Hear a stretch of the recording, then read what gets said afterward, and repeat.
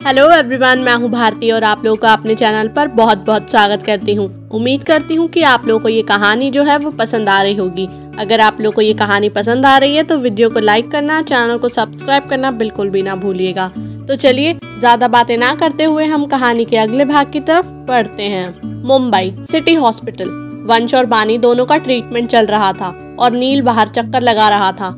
उसे वंश और बानी की बहुत चिंता हो रही थी। वो बार बार ओटी के दरवाजे की तरफ देख रहा था। तभी उसका फोन रिंग करता है, जिसे सुनकर नील एक नजर फोन को देखता है और फोन पर शो हो रहे नाम को देखकर वो घबरा जाता है, क्योंकि ये फोन दिल्ली से था, यानी विवान ने नील को फोन किया था। नील मन ही मन सोचता है, ये विवान सर मुझे इस समय फोन क्यों कर रहे हैं? कहीं इन्हें सब पता तो नहीं चल गया? नहीं, ऐसा नहीं हो सकता। उन्हें कैसे पता चला? नहीं, उन्हें नहीं पता चल सकता, क्योंकि मैंने तो खुद ही इस पूरे मैटर को सील करवा दिया था। नील ये सब सोचने में इतना खोया था कि उसे पता ही नहीं चला कब उसका फोन कट गया। वो अपनी सोच में गुम था कि तभी एक बार फिर उसे फोन की रिंग सुनाई दी और वो होश में आया और उसने बिना देर किए जल्दी से फोन पिक कर लिया। वो कुछ कहता उससे पहले ही उसे दूसरी तरफ से विवान की आवाज सुनाई देती है, जो कह रहा था, नील तुम कहाँ हो और वंश कहाँ है? मैं कब से उसे फोन ट्राई कर रहा हूँ, लेकिन उसका फोन बंद आ रहा है। क्या वो तुम्हारे साथ है? अगर है तो उससे मेरी बात करा दो, इट्स अर्जेंट। विवान की बात सुनकर नील एक गहरी सांस लेता है और मन में कहता है, थैंक गॉड, इन्हें कुछ पता नहीं। लेकिन अब मैं इन्हें क्या कहूँ? कोई बहाना बना देता हूँ। यही ठीक है। नील फिर एक बहाना सोचने लगता है, लेकिन उसे कुछ समझ नहीं आ रहा था। फिर वो कोशिश करते हुए कहता है, सर वो सर। नील के ऐसे लड़खड़ाने और ढंग से जवाब ना देने से विवान चिढ़ जाता है और थोड़ा गुस्से से कहता है, नील ये क्या वो लगा रखा है? साफ साफ बताओ और सच सच बताओ क्या बात है। विवान की गुस्से भरी आवाज सुनकर नील थोड़ा डर जाता है और मन ही मन कहता है, क्या भगवान, आपको मैं ही मिला था क्या इन डेविल्स के बीच फंसाने को? ये मुझे डरा रहे हैं और वो वहाँ जब वो उठेंगे तो वो मुझे कच्चा खा जाएंगे। अब मैं क्या करूं? कुछ देर तक नील कुछ नहीं कहता तो विवान फिर कहता है, hello nil, what happened? Vivaan की आवाज सुनकर नील अपने ख्यालों से बाहर आता है और कहता है, जी सर, शायद नेटवर्क प्रॉब्लम है। नील की बात सुनकर विवान फिर गुस्से से कहता है, नील बहाने बनाने बंद करो और मुझे बताओ बात क्या है।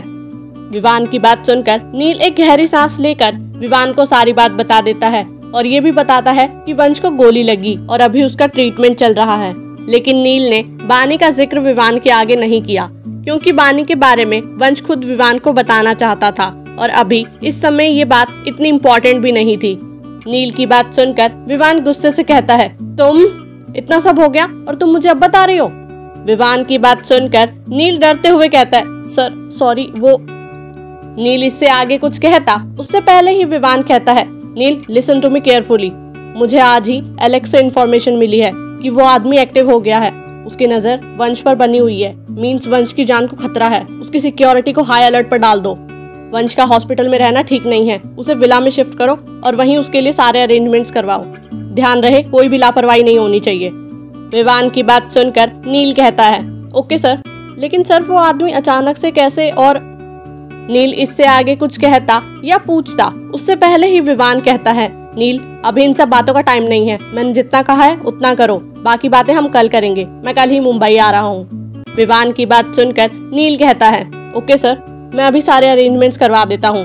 नील की बात सुनकर विवान कहता है, और इतना कहकर वो फोन काट देता है।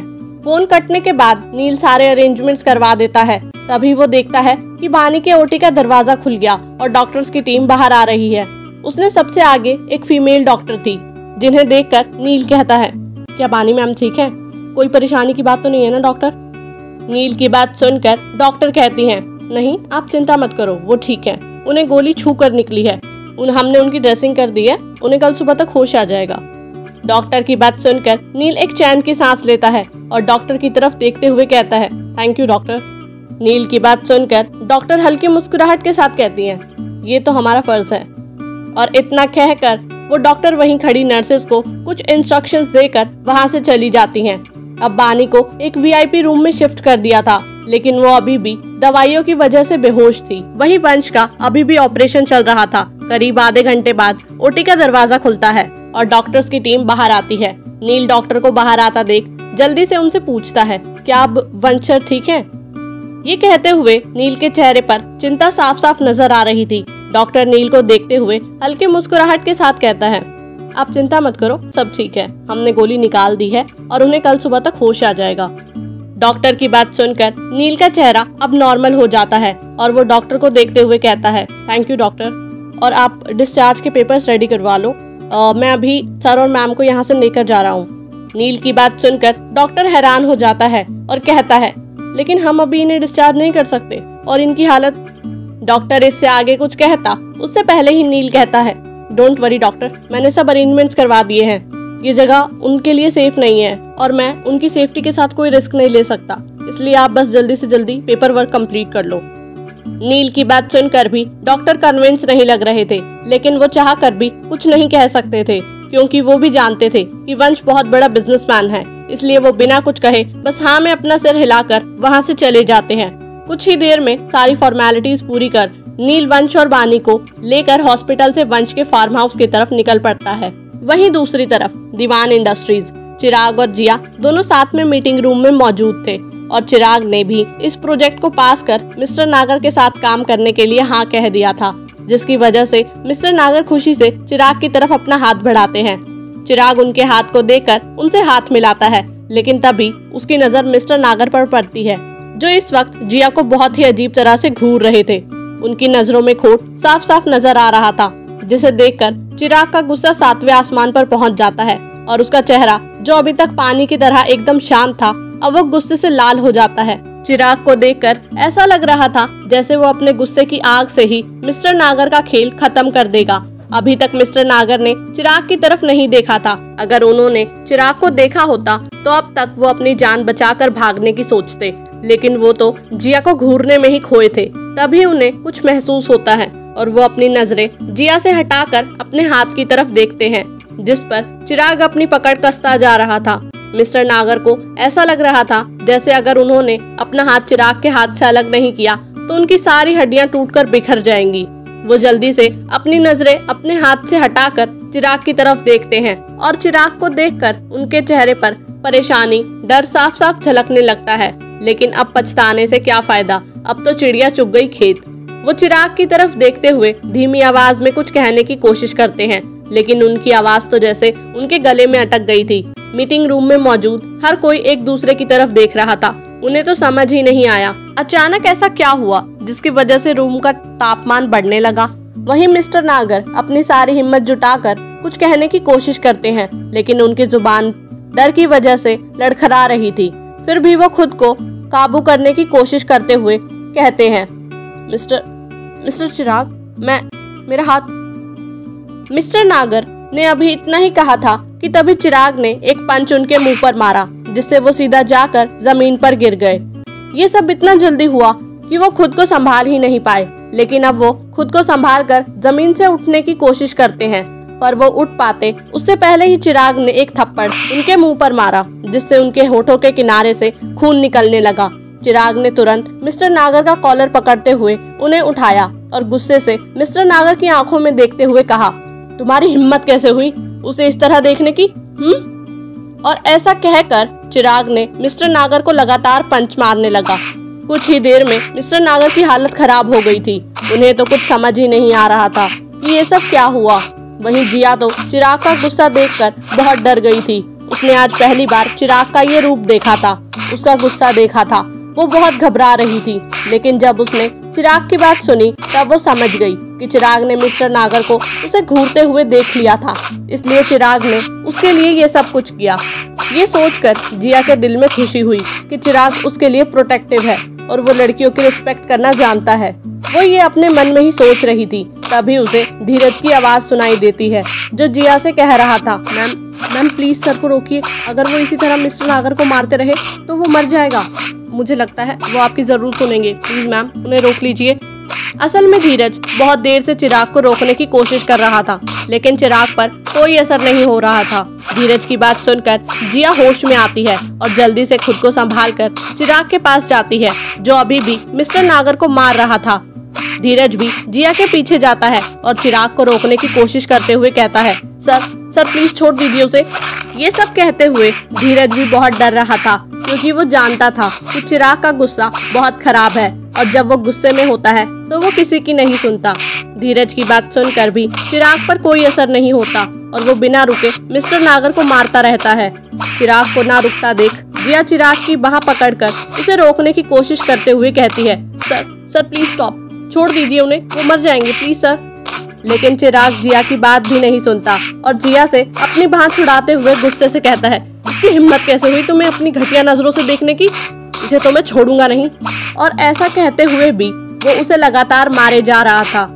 ये सब देखकर अब जिया की आंखों में आंसू आ जाते हैं और वो डर से कांपने लगती है, पर फिर भी वो खुद को संभालते हुए चिराग को रोकने की कोशिश कर रही थी। लेकिन चिराग पर तो जैसे खून सवार था, उसे तो बस एक ही चीज नजर आ रही थी और वो था मिस्टर नागर का जिया को घूरना, जो वो बिल्कुल बर्दाश्त नहीं कर सकता था। वहाँ मौजूद स्टाफ भी एक कोने में खड़ा पूरा नजारा अपनी आंखों से देख रहा था, लेकिन उनकी तो कुछ कहने करने की हिम्मत ही नहीं हो रही थी। लेकिन इतना तो वो समझ गए थे कि जिया कोई आम लड़की नहीं है, वो चिराग के लिए बहुत खास है। वहीं जिया चिराग को समझाने की बहुत कोशिश कर रही थी, लेकिन कोई फायदा नहीं हो रहा था।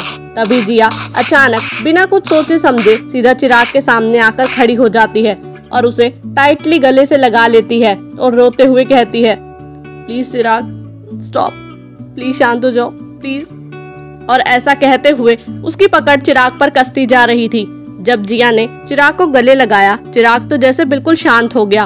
वो महसूस कर पा रहा था कि जिया बहुत डर गई है और उसकी बॉडी कांप रही है।